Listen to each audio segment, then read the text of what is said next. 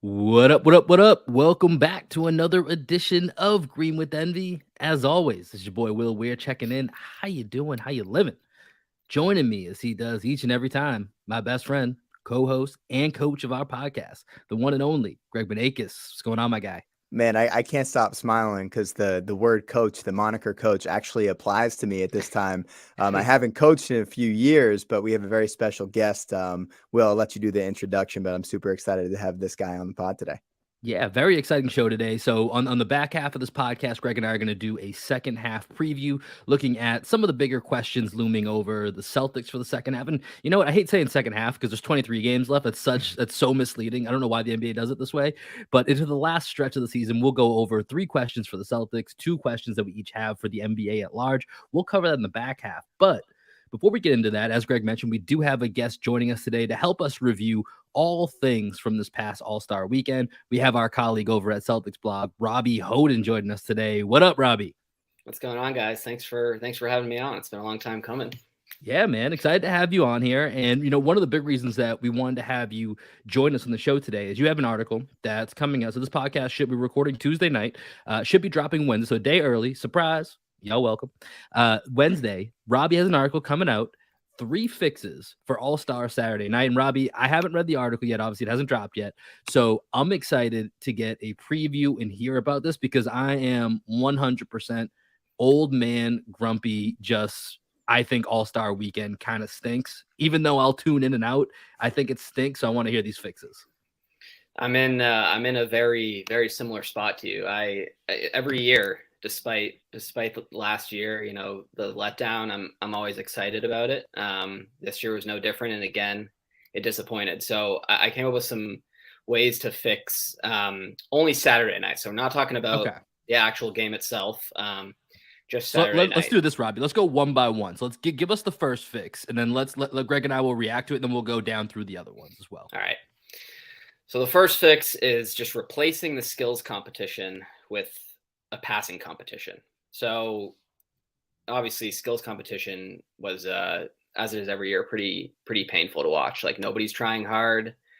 And people are just kind of going through the motions, not playing hard at all. And so I wanted to figure out something where it would be difficult to not try. And so if you can imagine basically the passing, those hoops that they have that they actually used them this past weekend for the second part of it. And if you can imagine, you know, throwing a righty pass and then throwing a lefty pass, throwing a righty bounce pass, throwing a lefty bounce pass, throwing a behind the back pass. And the reason I like it is because, and similar to the 3-point contest, there's no, you know, you're not gonna get out there and not try. You know, you're not just gonna go through the motions of something like that. Just like the 3-point contest, you're not gonna get out there and like chuck up shots. You know what I mean? It's a difficult thing to not exert maximum effort. And so, yeah, I think it would be pretty interesting. Imagine like Jokic and Smart and Tyrese Halliburton and all these great passers throwing behind the back passes, seeing who's the most accurate passer. Okay, I like it. I like it for year one, especially because I think anytime you're introducing something new, just the novelty of it, people are going to tune in for the interest of it. You know, for that, I don't know how many years they had it, but they had the horse competition for a little bit. I remember Rondo, and I think Rondo went up against KD or something. He was like drilling that. threes in that competition. This was like when Rondo was notorious for not being able to shoot, and he went back and forth with KD for like 5 shots. Yeah, but even that like wasn't a great competition because they weren't really trying. So I like the idea that, you know, these guys are gonna have to sort of try just because the nature of the competition is gonna necessitate that they try. My question would be is after year one, how do we keep that thing fresh to the point where it doesn't get too gimmicky and then people end up like thinking, oh, this is just another thing that like has just become a gimmick, like the Elam ending. The Elam ending, like what didn't have any weight behind it this year. Right. Yeah, I see what you mean there. I think, you know, there's no shortage of like different passes you can do. Mm-hmm. So I think you can keep adding new things. Like it's just coming to me right now. How about like an over the head pass to like a moving target, like an outlet pass? And I think you can just keep coming, just like the 3-point competition is now doing a deep 3, which I love, by the way. Yeah. We should talk about that. But I think it, you know, there's always new passes and you can add no looks in there. Tons of different things, I think. This kind of reminds me a little bit of like in the NFL, and I'll be honest, I haven't watched. I know the Pro Bowl has changed like a skills competition, but I'm literally thinking back to when they used to have that QB competition, like back in like the late '90s, early 2000s, and it was like who can throw the ball the farthest, who has the different accuracy. And to your point, like even if they were out there just messing around, they still had to try. So I kind of like that angle for it. Like there's no way that you're not going to try and hit this moving target. But it was funny as Greg was talking about like it's when is it going to start to get gimmicky? The first thing I thought about was, like Blake Griffin jumping over a Kia. What are we going to have, like Chris Paul bounce passing through a back window of a Kia? Or I don't know, like what's going to be the next product placement that we have in there? You got to, like what was it when you tried to get the bottle cap off? Maybe you have a Starry bottle and then you have like the bottle cap you got to somehow get off of the basketball. So now we're getting next level to it, but I think there's a good base for this. I think I saw a clip because this is what everybody loves to do, right? When the All-Star weekend comes around, they start showing you clips of either older All-Star events or like non-traditional sporting events of the way they do it. And I saw in Japan they had like a bunting competition.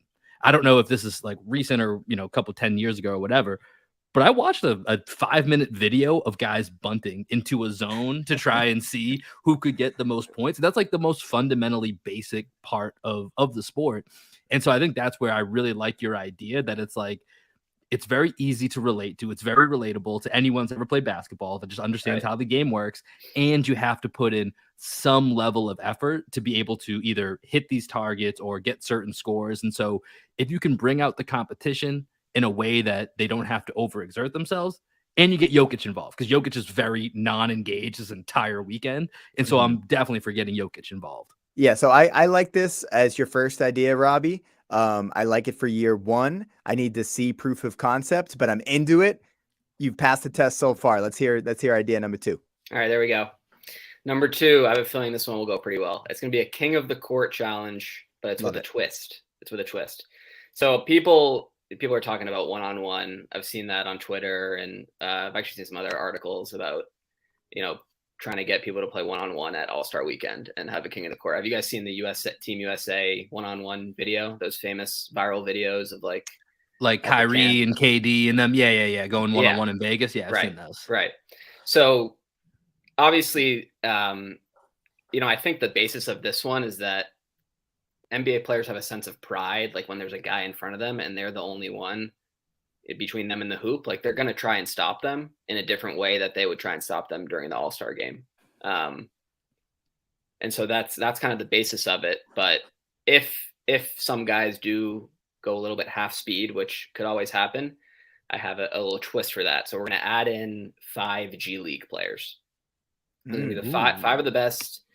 5 of the best. We'll take the 5 highest scorers, and they're all obviously going to want to do it because they're in the G League and they're getting invited to All-Star Weekend. So for that, from their standpoint, they're trying to prove that, they want an NBA contract. They're trying to prove that they can compete with these guys. They're going to put in maximum effort. And then from the standpoint of the NBA players, like Kevin Durant's not going to let Mac McClung win the King of the Court challenge at All-Star Weekend. You know what I mean? So I think there's an incentive for them too to play hard. And whether it's, even if it's embarrassment that's making them play hard. Okay. It's fine with me as long as it creates some good one-on-one. So I like this idea. I think there's one issue with it. So I think you'd either have to do this one of 2 ways. I think if you're going to have the G League players in it, which I like, then this just kind of becomes like the next level of the Rising Stars game. And it's going to be just guys that are, first 4 years in the league or so.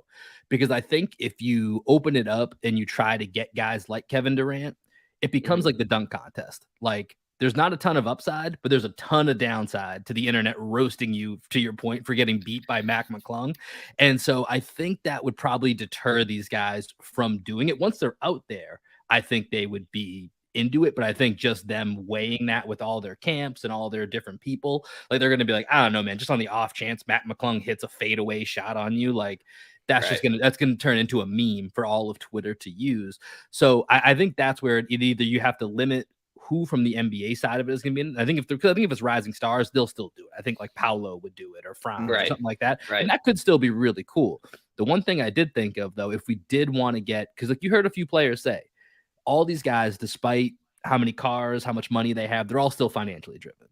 What Right. if we turned the king of the court into like a WWE style, like, you know how they put what is it, like Money in the Bank or whatever? Like everyone's fighting after the cash that's in the one suitcase, and they got to climb to the top rope. But it's king of the court, and the winner gets, I don't know, $2 million or $1 million or whatever it is.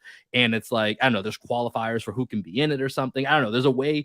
I think that idea, but then because I think the best, like the for king of the court, you really want to have the kings on the court. Like, you know, you Right. want to have the best of the best. So I like where you're going with this. I just got to find a way to make sure I get the best of the best out there. Yeah, I think that's a good point. And I still also think it would be fun with, you know, a lot of these younger NBA guys who are trying to prove themselves. You know, they're gonna want to do it, and I think it still would be super enjoyable to watch those guys go at it. Yeah, it's interesting because like you got to figure out what level of player would actually want to participate and who has nothing to lose, everything to gain, like those type of guys. So like I'm just thinking of Celtics guys like Grant Williams, right? If you I was put just Grant thinking that, yeah. if you put Grant Williams out there and he ends up losing that competition, that might be look really bad for him. You know, just like Right. moving forward, just in Right. public perception and everything. But as Will was talking about the wrestling, I was like, man, what if there was a way to do it like Royal Rumble? You know what I mean? You have like 30 guys where you don't know who's coming out, and then like the crowd goes crazy when I don't know, maybe they bring in a legend like T-Mac comes out of the crowd and he gets to hop into the game. You know, like That's just interesting. put a little wrinkle into it, have some fun with it. But I think like the biggest thing is that these guys just need to have fun. Right. Like in all these competitions, if they're having fun, the competitive juices are naturally going to get going. If they're just going through the motions, it's not going to be fun for anybody. So I like this idea because I do think it's going to kind of cause people to want to have a little bit more fun with it. I like it, Robbie. Hold on real Yep. quick before we go to the next idea, Greg. I just thought of this, and Robbie, I don't know if you've heard Greg's idea for a Rookie of the Year championship belt, but I feel like there's some synergy here, Greg. I feel like we could combine this in here somehow with like the 3 Rookie of the Year finalists, and then getting them. I don't know. There's something here. I don't know what it is. Maybe it's not for right now, but it's something that I think we need to. Yeah. To So mull on let and me bring up let me at a just later tell date. Robbie real quick. So my idea is that the Rookie of the Year award is actually a 3-year competition where it's a player of the class belt. And that every year for the first 3 years of their contracts, that's really before anybody gets like a lot of accolades, that they're competing for it. So, right. Chet is out this year, but that doesn't exclude him from the competition. So year 2, there's increased points for if you win the year 2 competition. So you could end up stealing the belt year 2. And then maybe there's a Paolo Chet year 3 competition going on. But that's my idea. I've pitched it to a few different people at the Ringer that have been on our show before. I'm trying to get it up the ladder to Bill Simmons because he always ends up getting those ideas into Adam Silver's ear. So that's my idea.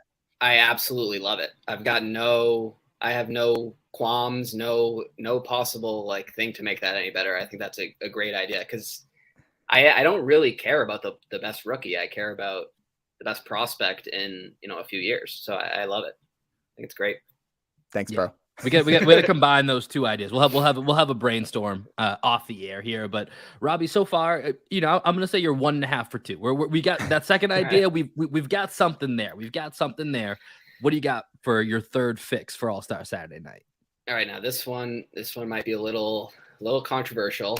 I want to rebrand the dunk contest, and it's going to become a who can dunk on the highest rim contest.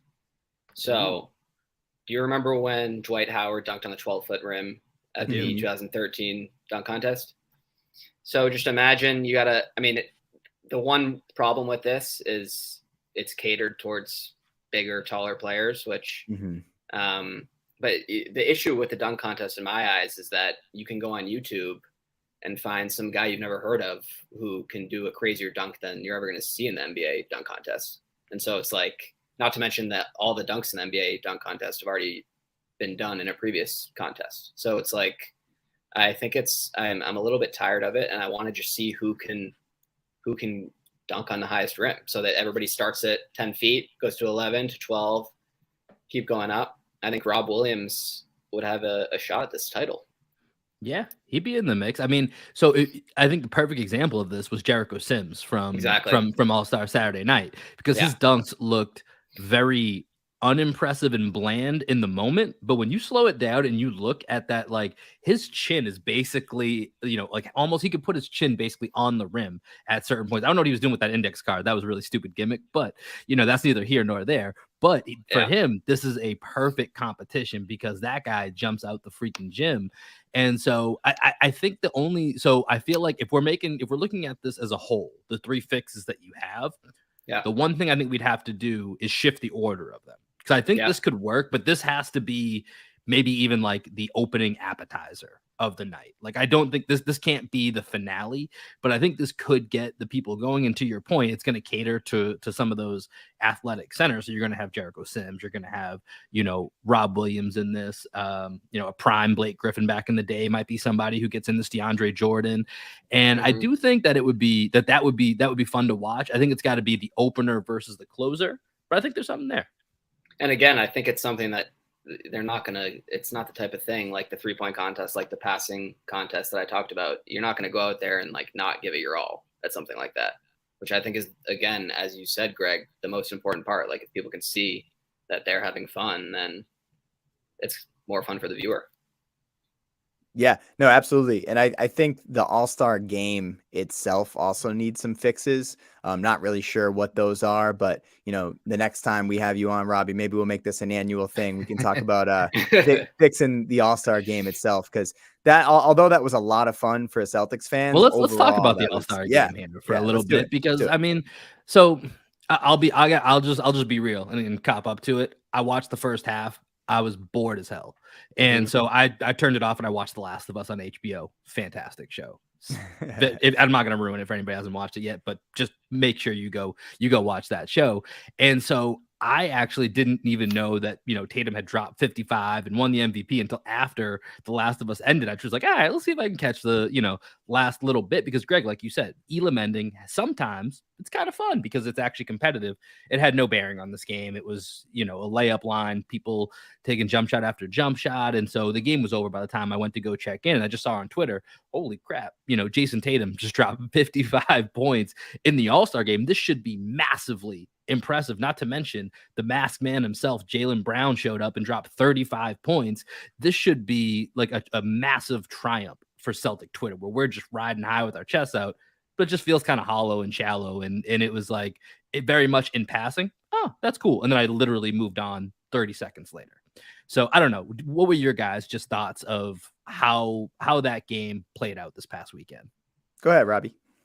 I mean, I think, first of all, I completely agree with you. It was really difficult to watch. And I heard some people saying, like, it's like a pickup basketball game. Like, no, that's actually not what a pickup basketball. If you've ever played pickup basketball, people like get actually in a stance and play until they're gassed, and then they like we see these dudes.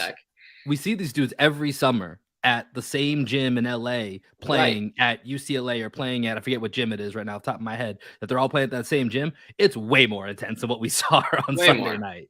Way more. If they could get something like that going, which obviously they're not exerting probably maximum effort, but there's like some pride there, like man to man going against each other. But yeah, I thought it was painful to watch. And I thought like Tatum won the MVP, but anybody who wanted to win it and take a bunch of shots and get to the rim could have won it. So it's just that's why like with Tatum, the fact that he had 55 and like he was hitting shots, so like that's still impressive, because a bunch of guys could have taken, what did he take, like 23s or something like that, and 10 of 18. 10 of 18, yeah. So like there could have been another player that took 18 threes that didn't hit 10 of them. I know Dame took a crap ton of threes as well. So like that was at least impressive that he didn't just get dunks the whole time. Like I think it was Anthony Davis a couple of years ago had he had 52. Yeah, but I think a majority like of 20 those dunks or whatever. Were literally just dunks. So it's like not as impressive. But in general, I think even the guys that I expected to play hard didn't play hard. Like I thought Tyrese Halliburton was going to be out there like trying to D people up and like make people look silly.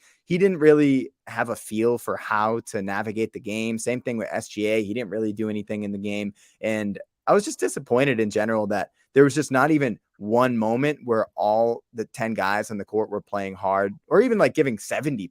They weren't even giving 70%. They were giving like 40% the entire game. Yeah. Yeah, and I don't know where this went wrong. I've seen, like I talked about before, around this time, you start seeing all these clips of, the game in Utah back in 93. And just in a 5-minute clip, you get Shaq going for a dunk and Barkley tries to block it. Like, that's really cool. You get, John Stockton with a fast break to Clyde Drexler. You get, Michael Jordan playing with, whoever else, like Michael and Shaq run the pick and roll. Like, you get like actual gameplay. And it's like, damn, that was really freaking cool to watch. Whereas here, like the biggest highlight, I mean, I think I took away from it was that minute stretch where JB and JT just went one-on-one back and forth, which for, obviously as Celtics fans, that was really cool to watch. I mean, as any basketball fan, that was pretty cool to watch the two teammates kind of going at it. But I don't think 2.5 hours of my time is worth watching the two of them go 3 or 4 possessions back and forth one-on-one. And I honestly, at this point, I don't know what the answer is to fix it. And I don't know, like, I think at some point I would like someone to do, a deep dive into this is the line of demarcation. This is where it all started to go wrong. Because I know in our lifetime, we still have like some of the All-Star games that were at least competitive or at least fun to watch. And then somewhere it just completely lost the way. And I don't know if it's possible to get back. Me neither, bro. I don't have an answer. I haven't written an article like our guy Rob. Well, that's going to be for next time for us to figure out. But Robbie, we appreciate you joining us here, man, to chop it up about All-Star Weekend. Real quick, I know that your article is dropping on Wednesday on Celtics blog, but if you have anything else that you want to promote, let the people know where they can find you. Take the floor. Yeah, I've been writing for Celtics blog, so you can find all my stuff on there. And yeah, I have my own website, analyticscity.com, if you want to check out some past articles I've written there. Appreciate Awesome, you guys man. having me on. Yeah, no doubt, Robbie. And we're going to take a quick break, and then we'll come back, preview the second half, and talk about the NBA MVP straw poll that came out last week. Cool. All right, awesome, man. Yeah, thanks for joining us. Thanks, guys. Appreciate it. I know. Next time I'll work in the camp stores. I forgot to do it this time, but next time we'll get some camp. Well, this is the thing. Like I told Robbie, 10 to 15 minutes. The thing with Will, like anytime we have anybody on, he's gonna go long on that. He just loves talking hoops. Yeah, me too. I love it. Cool, man. Yeah, we can try to work you in a little bit more. I don't know if you've been following what's been going on with the pod, but we're like the pod feeds up for grabs right now. It looks like we're going to be probably taking it and kind of going independent. Yeah, we're not really sure right now, dude. But moving forward, we can definitely try and like bring you on, every once in a while just to do these little segments. And, I think it's kind of cool, the fact that I was your camp counselor and now you're like writing for Celtics blog, and, the years of difference. I'm 10, 11 years older than you. Like at some point that shit doesn't matter anymore. We're all just like adults and human beings. So I think it would be kind of cool just to get that perspective. If you listen to like, what's your favorite podcast you listen to? Zach Lowe, probably. Zach Lowe.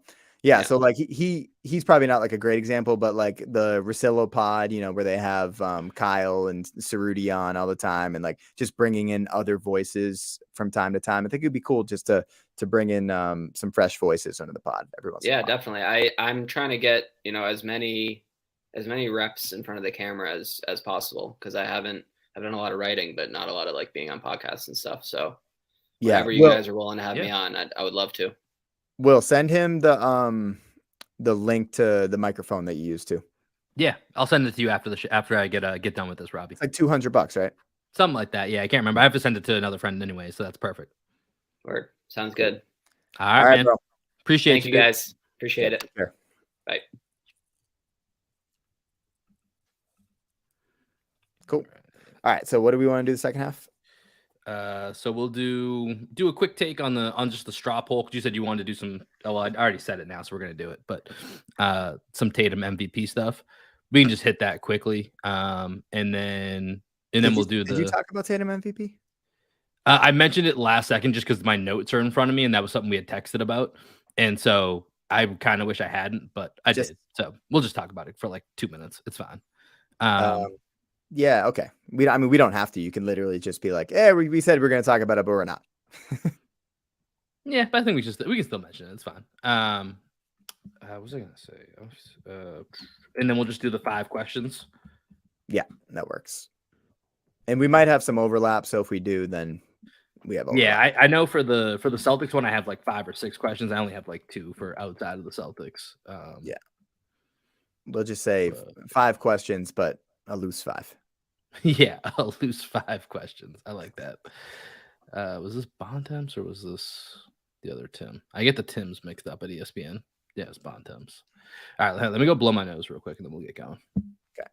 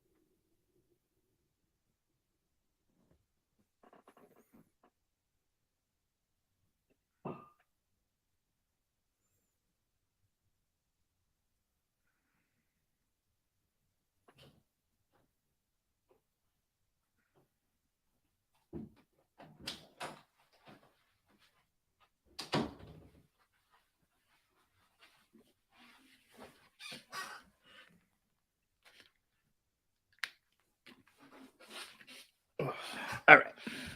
Word. Yeah, just keep in mind the lip smacks and let's do this. All right.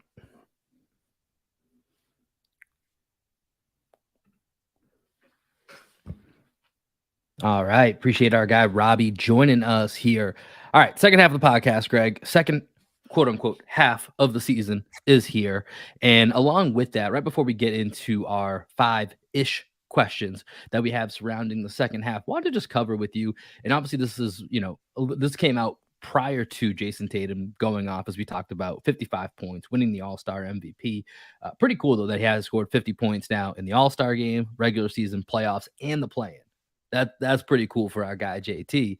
What wasn't quite as cool, but of note, so Tim Bontemps for ESPN does an MVP straw poll, does one basically at the quarter part of the season or a little past the quarter part of the season, another one about 3/4 of the way in, so right about now, to kind of get a read on where the voters are at. And so after the first straw poll, Jason Tatum was in the lead for MVP.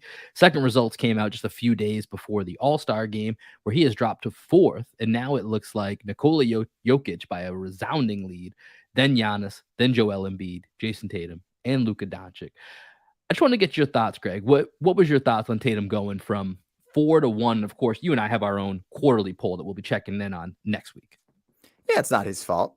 Some guys have had some great seasons. I think for whatever reason, Tatum's game, even though it seems like it should measure up to like national standards, just like an aesthetically pleasing game. He tries hard. He makes big shots. He plays both ends of the court. He has highlight moments. You would think that would keep him in the narrative, but I don't know, man. I guess maybe it's a little bit of like, I think I heard KOC talking about this, like a little bit of groupthink that like all these writers are listening to the same podcast. They all listen to KOC. They all listen to Bill Simmons. They all listen to Zach Lowe. And like, maybe they're all just convinced themselves that Jokic is the 3-time MVP. Maybe it's almost working in reverse, the effect of, oh, Jokic can't win because it would be his 3rd time. Now they're like, why can't he win? Like, just because it's his 3rd time, that doesn't mean he can't win. And now everyone's doing the same thing, which I feel like happens a lot in the podcast sphere. I kind of just feel like I hear a lot of the people just saying the same stuff all the time. So I don't know. Maybe that's the reason. I personally don't have Tatum right now as the MVP. I have Giannis as the MVP, but with Giannis's wrist injury, man, who knows? Yeah, that was I must have missed that right before the All-Star break, because I wasn't really aware of that until he was, selecting the All-Star team, and EJ kind of mentioned it, and then he had that one dunk and then sat out. But yeah, it'll be interesting to see what happens with Giannis. But to your point of groupthink, and obviously, you and I do our show. You and I consume a lot of content. Sometimes that content is what we bring here because we want to talk about it. We want to discuss it from potentially a different angle. And I even said, like, as we started to do our quarterly, check-ins on all NBA and MVP, that I'm just not going to put Jokic at the top of my list, because I think it should be really difficult to win 3 times in a row, and you should probably have to have some type of championship equity to go along with it. Mm-hmm. I've been starting to convince myself that I'm wrong. I've been starting to fall into that group think of, does he really need that? Because there are times where you look at, man, I think maybe Jokic is having the best season. And I don't know where, I'm going to have to sit down and think about this again sometime over the next week or so before we come on here and do our 3/4, season check-in here and give our kind of top 5. But, I think it's really interesting with Jokic because let's say hypothetically he wins it this year because, based on the straw poll, he's a pretty strong lead, a pretty strong indicator that he may win his 3rd straight. And let's say the Nuggets, lose in the 2nd round or lose in the Western Conference Finals, don't make the finals. Then next year, does everyone that had that original thought of, well, he can't win 3 straight because he's never made the finals or won the finals, like, do you have that same is it now just pushed out a year, or are we now like, well, we already did it 3 times, why can't we do it 4? Because he's probably going to have another great season. So it puts you in this kind of precarious position of like, when are we going to draw the line here, or what does it mean? So I don't know. I was surprised by how big the lead was for Nikola Jokic, but I'm with you. I think right now it's basically a 4-person race. I think Tatum has an outside chance because I think if the Celtics end up with the best record, best player, best record, best team, that's going to give him an opportunity. But I think he's got to get hot. He's got to get like supernova hot to overcome the guys in front of him, specifically Giannis and Jokic. I think Embiid he can overcome. He's pretty close based on this poll here as far as they're like neck and neck for 3 and 4. But I think Giannis and Jokic are going to be tough to overcome. But we'll have to see. I wouldn't say Tatum's out of it, but I wouldn't say he's certainly not the favorite right now. Yeah, and that's okay. He's still having a heck of a season. Yeah. I think in this season with all these great players, like the fact that he's going to finish in the top 3, top 4 in MVP voting is an accomplishment in itself. Yeah, says a hell of a lot about him as a player. So with that, let's go to our quote unquote, once again, second half preview. As you texted me, there's 23 games left, which seems insane right now. The Celtics are 42-17 as we're recording this here. First place in the Eastern Conference, first place in the NBA, narrowly ahead of both the Bucks in the East and the Bucks and the Nuggets collectively in the NBA. So we're going to do 5-ish second half questions here. We may have some that overlap. We're going to do 3 that are specifically related to the Celtics, and then at least 2 that we have that are kind of general NBA questions. Greg, why don't you go first here with a Celtics question that you have? All right. Question number 1. Will Joe Mazzulla settle into his role as head coach and make the strides we hope he can make? Right. We all know that by most accounts, he has had one of the most successful head coaching debuts of any first-year head coach, right? Coach of the month, first month in the league, all-star game coach, best record in the league up until the all-star game. He's done it all. But at the end of the day, he's still a rookie head coach who, quite frankly, wouldn't have been the head coach if it weren't for Ime's transgressions. And if they had come to light earlier than they did, maybe Will Hardy is the head coach of the Boston Celtics, right? So he's almost like the 3rd candidate for the Celtics in this job. But the job is now his. He's doing it his way, which you definitely have to respect. You would just hope that he's learned enough thus far and will continue to learn enough lessons to get this team over the hump, especially if like we end up in a matchup with Spo and the Heat. Like that's worst case scenario for the Celtics, in my opinion. Yeah, I think that's really when you look at the, top tier of contenders, that's going to be the coaching matchup that you worry about the most, right? Is going to be going up against Spo in the wrong time, wrong situation, missing guys, whatever it might be. And the Heat kind of gear up for the Celtics. But with Mazzulla, I think first of all, the thing that's probably most important is that his computer settings are updated to the proper settings by the time, we get to the playoffs, and that, he's shut down the computer, done the full reboot, and make sure that he's up, get everything up to date. Make sure he's charging when the update happens. Yeah. All of his gigabytes and whatnot are operating at full force. But no, like I do think with Mazzulla, the one thing I do want to credit him with is, number one, he came into a situation that he easily could have folded. It would have been, despite the talent on this team, it would have been pretty easy to lose control or to, be a really bright sore spot for this team. And despite the nitpicks we've had, he's been pretty damn good. You know what I mean? Yeah. Of course, we have a few things here and there, as you would with a 34-year-old head coach. Hell, you're going to be 34 in a few days. Happy early birthday, my guy. You're going to be 34 in a few days. You're going on your Joe Mazzulla year. We're going to call it your Joe Mazzulla year here. We're going to reboot you in a couple days and get you going for your Joe Mazzulla year. But, I think he does tend to experiment a little bit. And I know with Ime, remember last year with Ime, one of our biggest complaints early on was, dude, I get that you think Marcus Smart and Dennis Schroeder should be out there together. We've clearly seen it's not working, and it took forever to kind of make that change. We talked about calling it the 2K lineups, where it's like, well, we don't even need to watch the game. We know what Ime's substitution pattern is going to be. You see Joe Mazzulla get a little bit more creative. Joe Mazzulla has been, hopefully intaking the data of, different starting lineups. Sometimes it's he's kind of forced into it because not everyone's been healthy. But even when everyone's been healthy, he's had lineups where he's put Derek White in, or somewhere Derek White has come off the bench, or Rob Williams has come off the bench because he feels like it, But I think that experimentation, down the line is something that could be beneficial to him. So I like to think that all of the data that he's gathering over 82 games, he'll then have that at his disposal to be able to make the right calls when it matters most. Now, I think the biggest concern could be that, as a 34-year-old rookie head coach, there's not really a ton of experience on that bench, right? At least if it's, another young guy like Will Hardy. Will Hardy was apparently, very, very important to the in-game adjustments the Celtics would make a year ago. And so then you kind of have that balancing act. Damon Stoudemire's kind of that second lead. And I'll be honest, I don't know enough about their relationship to know how much that's going to be, support, benefit. I would hope that he looks to Brad Stevens for some of that as well. So I think what happens if, times get a little rough? How do you respond when the lights are shining the brightest? That's the part that we're just not going to know until it happens. But I think everything that's building up to it leaves me with reasonable faith that I trust Joe Mazzulla going into the playoffs. Yeah, I think when the lights are shining brightest, Joe's going to let him play. Yeah, that is what he tends to do. That is no timeouts needed here.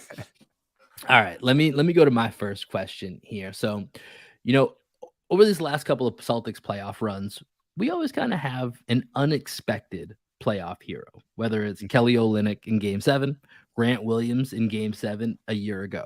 So looking at this roster, and I'll give you my answer first. Who do you think is going to be the unexpected playoff hero? And for me, I think it's going to be Derek White offensively. And I have to specify offensively. I think the defense is always going to be there. Derek White, I'm captaining the ship of Derek White making an all defensive team this year, NBA all defensive team, first, second, whatever it might be. I think he should be there. But I think you've seen with the hot streak that, Derek White has been on, he's going to be one of those guys that, he's going to have a couple games where he's probably not shooting the ball great. He's going to make those do the little things we always talk about, be that accentuator, be that connector. But I think Derek White is going to have a big game and a big moment where we see the shooting that he's had, having a career year shooting the ball, where even if it takes some dips at different points in the playoffs, there's going to be a moment where I think a team is going to challenge Derek White, much like the Bucks ran out of options and decided we're challenging Grant Williams, see if he can take 17 threes and how many he can make. There's going to be a moment like that for Derek White, and I think he's the one to step up to the plate. I like that, but I also think with the Celtics roster, they have so many different guys that could step up, right? Especially when you factor in the variability of the three-point shot. Like Mike Muscala could be a guy that gets hot for a game. Sam Hauser could be a guy that gets hot for a game. And even Peyton Pritchard, even though he hasn't played much this year, he could end up in a situation in which every other guard on the roster and Jason Tatum is hurt, and Joe Mazzulla's like, I gotta give the ball to Peyton now, and then Peyton ends up hitting a couple 3-pointers. Like that's definitely possible. This actually leads into one of the questions that I had, though, Will. Not realistic, but my second question was, will Danilo Gallinari make a miraculous return in the playoffs? Say what you want about this being a pipe dream, but I do think that Gallinari being a weapon in the Eastern Conference Finals or the NBA Finals, like we've said before, playing that Bielitsa type role where you don't have to have him on the court for very long, but in the right matchup against the right team, if Gallinari has worked himself back, he's a guy that I trust. Even if, his body is not like 100%, we know that his mentality, he's always going to be ready just because he's a veteran and he's been in the game for so long. So that was actually my second question. Is there any possibility that Danilo Gallinari can make it back on the court for late playoff miraculous performance. Yeah, I mean, I think it's a possibility. Do I think it's likely? Do I think it's necessary? Probably not, to be honest. And, like all the things that you just said about having faith and the veteran being ready. And, we've heard a lot of great things. Like Bobby Manning did some reporting about how Danilo Gallinari is like really dangling that carrot of being able to come back to really focus on, his rehab efforts. But to me, it seems like a bit of a stretch. A guy that's not going to have, unless even if he comes back in the regular season, it would be the last week of the season or something, very, very late. That's not going to have any reps with this team to come in and make a big splash. I think sometimes that's tricky when you even look at a guy like Derek White last year, Mike Muscala this year. When they come in at the trade deadline, sometimes that proposition is a little bit sketchy. Never mind a guy that, he got hurt in the Eurobasket. He didn't even have a chance to come in training camp. So other than shooting around, and I'm not sure what level of, 1-on-1, 2-on-2, 3-on-3 he's doing at this point, if any, he's just not going to have that continuity with the team. So to me, even if he is physically cleared to play, but doesn't have the reps, I just don't see that being the way to go unless we're in a break glass in case of emergency type situation where we've got multiple guys out and we still have an empty roster spot. So if it's down to whatever 10-day guy maybe that we drag along, the new version of Malik Fitz or Danilo Gallinari coming fresh out the IR, like I'd probably go Danilo Gallinari fresh out the IR. No disrespect to Malik Fitz, but that's probably where I would go. So unless we're in that situation, I don't know that I see that. I mean, I'm hopeful because Danilo, you heard the stories of him being a Celtics fan growing up in Italy. Like, I think that's really cool. I'd love to see it work out. I just don't know if it's going to happen this year. Yeah, and I mean, to be honest, that's why the Celtics brought in Muscala, right? Is that there's no hope that Gallinari is probably going to come back. As I said, it would be a miracle. It would be a pipe dream. But for the exercise, I thought I'd throw it out there. Okay, I like it. All right, let me go to my next one here. And my question is, so right now the Celtics, as I mentioned before, they're 42-17 at the break here. The Bucks are 41-17, a half game behind. Philly's 3 games behind, but I still think this is, especially with this Giannis injury, this puts a little bit of a wrinkle into it, I guess. But it feels like Celtics and Bucks are on a collision course, and it feels like that's kind of the race for the 1 seed. But let me ask you this, Greg. Does home court matter for the Celtics? You look at the run last year. They go 6-6 at home, 8-4 on the road in the playoffs last season. Now, obviously, if you have your choice, where do you want Game 7? Game 7 versus Milwaukee was at home. They won that game, but they also won Game 7 on the road in Miami. So I ask you, with a team that I think we both would agree, if they stay healthy, which could be one of the other questions that we ask in this exercise, is probably the deepest and most talented team, top to bottom, for your main rotation in the league. Does home court really matter that much? Meaning getting the 1 or the 2 seed, is that going to make a big difference for you going into the playoffs? You haven't been reading my notes? You haven't been looking at my Twitter? Have not. Oh man, let me show you what I tweeted 3 hours ago, Will. Let's get this pulled up here. So this is a tweet that I put out 3 hours ago. I kind of hope this happens, even if it means the C's lose home court. I think it's realistic, and it helps the C's avoid matchup nightmares. I think there'd be a real possibility the Knicks upset the Sixers too. Anybody watching on YouTube, I have the Bucks in the 1 seed, the Celtics in the 2 seed, Philly in the 3 seed, Cleveland and Miami at the 4-5, the Knicks at the 6, Wizards getting the 7 seed, and the Hawks getting the 8th seed.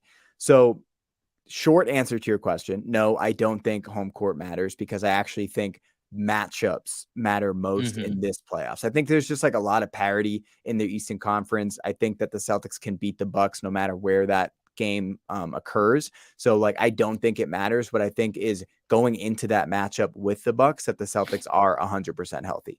And I think again, a 2-7 matchup against the Wizards and then a 2-3 matchup against the winner of Philly or New York, so that we avoid Cleveland and Miami. I think that, to me, is the best chance for the Celtics to be 100% healthy going into a series against the Bucks, where they're going to need to be, because that's a war of attrition, as we said, against Giannis. So I think you also answered another question that I had. Like we said, this is 5-ish questions, folks. We don't do it by the books here. We do it what we feel. We do it how we want to do it. So one of the other questions I had here, and this was part of a roundtable discussion that we did for Celtics blog the other day. Outside of the Bucks, who's the biggest threat to the Celtics. Based off that list, what I think you're telling me, if I'm reading it correctly, you think it's Cleveland. I think Cleveland and Miami. Cleveland and Miami. So you're looping them in together. Okay, yeah, that's why. Tell me more about why those two are bigger threats than Philly, which I agree with you, at least on the Cleveland part for sure. And because I think when you look at it from a high up vantage point, like you're looking at Philly has Joel Embiid, Philly has James Harden, Tyrese Maxey. Like it feels like that should be the answer, but I think I'm with you that I think it's at least Cleveland, and I'm not opposed to Miami being the answer as well. But I'd love to hear your reasons. I just think that we have a blueprint to cover a predictable team like Philly. You know what I mean? Like there's a lot of Harden and Embiid pick and roll. And if they're not doing that, then it's a lot of Embiid posting up where you can send double teams to help. I'm not like worried about Tobias Harris shooting 3-pointers, not worried about PJ Tucker shooting 3-pointers. Melton's had a good season, not worried about him hitting 3-pointers when it matters. Maxey is the wild card. He hasn't lived up to quite the expectations that I think Philly fans were hoping. His role with the team's kind of been in flux all year. They've got him coming off the bench again. It's just weird. It felt like for them to be the team they needed to be, that Maxey needed to become a borderline all-star, and he just didn't make that leap, and it looked like he might. So I think that we have a blueprint for how to beat Philly, and we've had their number for years. Cleveland is new kid on the block. Donovan Mitchell looks at Jason Tatum and Jaylen Brown. He's like, those are my boys. Those are my peers. I know that I can be better than them. And he has been better than them. Drop 40 in the All-Star game as well. We talk about Jaylen dropping 35, Tatum 55, Mitchell dropped 40. Exactly. And I don't think that we have anybody that has anything for Darius Garland. I just think he's too quick. Marcus Smart doesn't do great against him. There's been multiple times where Garland has just absolutely toasted him. Remember last year, one of the first games of the year, Smart was covering him on the left wing, and Garland just beat him like right off the bounce for a layup that I think either won them the game or gave them the lead late in the game. And Smart was just like, what do you want me to do? You know what I mean? Like the guy's so quick. He's probably the quickest guard in the league right now. So you have those two guys. I just think they're kind of matchup nightmares for the Celtics to stop, even though, it looks like we might have the guys to stop them. They're just really hard to guard. And then the thing is, dude, I think Dean Wade covers Tatum really well. I think he could give him some issues. Not that he's going to shut down Tatum, but like, I think it could be sneaky. Like it's game 5 where like, man, Tatum shooting 35% from the field in this series. Like, is Dean Wade really that good at defense? It's like, oh, he's 6'10" and he moves his feet well. You know what I mean? And then they got Mobley. And I think the idea that Mobley at any point could just like make another leap scares the hell out of me. Scares the hell out of me, bro. I don't want to see Mobley in the playoffs because I'm just like, this guy it just might be the year where it's like, oh, it happened in the playoffs and now Mobley is like a top 10 player in the league. Yeah, that's to me, that's the biggest part. The two biggest parts for the Cavaliers to me are, number one, they have a guy in Donovan Mitchell who will look at Tatum and Brown and say, "Oh, you want to have a scoring fest and go, you get 40 and I get 40? Game. Let's do it. Bet. We're good." And they have a guy that can do that. The other part, like you mentioned, is Evan Mobley. Evan Mobley, it's just there's a leap coming at some point. Maybe it's next year, maybe it's a playoffs 2 years from now. I don't know when it's going to come, but that's the kind of the unknown that, like, even if he doesn't have the leap, he's still going to be really good. But if that's the moment where he decides to be like, everyone that like has tried to compare me to KG, I'm just going to actually turn into this is my full Charizard moment right now, where I become, new age Kevin Garnett right in your face. And so that's the part that scares me the most. And when you have him and Allen, I think together defensively, and even though Mitchell and Garland, I think, could be not a liability, Garland a little bit. Mitchell's been playing better defense this year. Like, I think when you have those two guys kind of roaming that back end, like it's a very comparable to having Allen Robb, right? And so they have a lot of ways that they can clean up a lot of messes on the back, and both of those guys are going to be able to guard, especially the bigger guys of the Celtics. Don't really have a jitterbug type guy that's going to give them too much trouble. I mean, they're going to have, they're going to be able to contest Tatum. They're going to be able to contest Brown. They're going to make their lives difficult. There's not really a switch that they're going to get and feel like it's a huge mismatch. And so that gives them, I think, an opportunity to be a surprise team in the postseason. Their depth is where it kind of loses it a little bit. Like you said, Dean Wade, solid. I'm not maybe probably as high on him as you are. I don't think he's bad, but I don't think the rotation of him, LeVert, and C.D. Osman and Isaac Okoro that's kind of your, I like Rubio as a backup point guard, and then but that's kind of your backups right there. Those other guys, that just doesn't really do it for me. But that top four can match up with basically any top four in the league talent wise.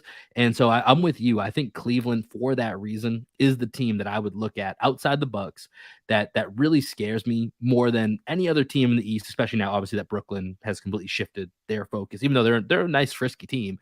But like Cleveland is the only team, and then Miami is just Miami, man.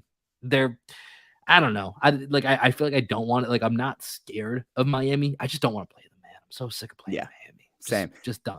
And dude, even looking at my 8 here, the reason somebody might look at that and be like, why don't you have the Nets on there? So I'm imagining the Nets are going to fall out of the top 6. So maybe they won't, and then they end up in the play-in game, and then maybe in the play-in game they fall out. Yeah. I do think there's a world in which the Nets could end up in the top 6, though. I still like their overall. They're gonna be fun, man. I've watched a little bit of their highlights. Like, I think they're still gonna find a way to be in that top 8. The Hawks just fired their coach. We'll see which way that goes. Wizards, who knows? It's a crapshoot. I would bet that I think the Nets hang on somehow, some way above those two teams, but also wouldn't be surprised, to your point, if the inverse happens. Yeah. Any other Celtics questions that you have before we do one or two NBA at large questions and then get out of here? We've already stepped on my NBA at large questions. We've already answered them. Oh, okay, perfect. Well, then I guess let's stick with one that I think kind of goes along with what we're talking about with like that top end depth. So the big thing that we're all waiting to see is Kevin Durant with the Suns. We haven't seen it yet. It's going to be a little bit. I don't know when exactly that's going to be. But right now, on February 21st, do the Suns win the West? Yes. Oof. Okay. And so, two things that I wrote down here in my notes. So at least in recent memory, obviously there's fringe moves that get made that help bring a team to a championship or to an NBA Finals.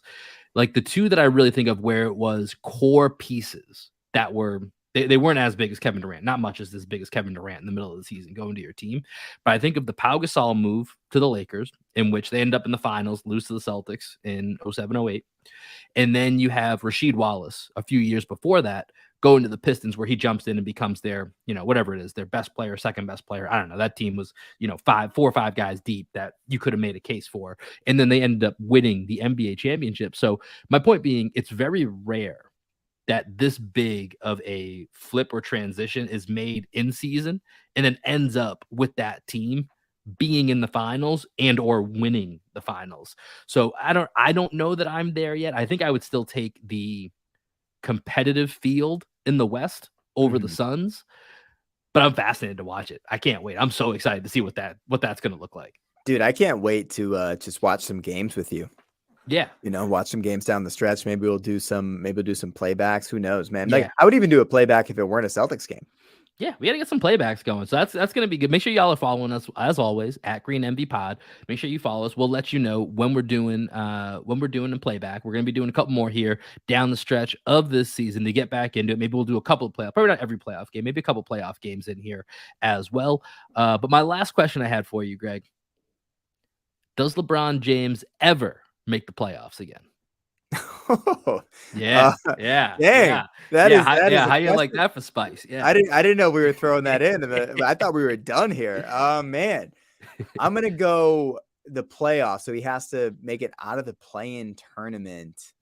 And I'm saying ever, not just this year, ever. Yeah, no, I know, man. Dang, I'm gonna have to think on that. I think gut reaction would be yes, he makes it at least one more time, just because I think he's probably gonna play like 3 more years, I would imagine. But I also wouldn't be surprised if like next year he announced that it was his last year in the league. So yeah, man, that's a really tough question. I think I gun to my head, yes, because I'm gonna bet on LeBron 10 times out of 10. But yeah, that's a pretty fair bet. Fun question. Yeah, it's a pretty fair bet. Grenade and walking away.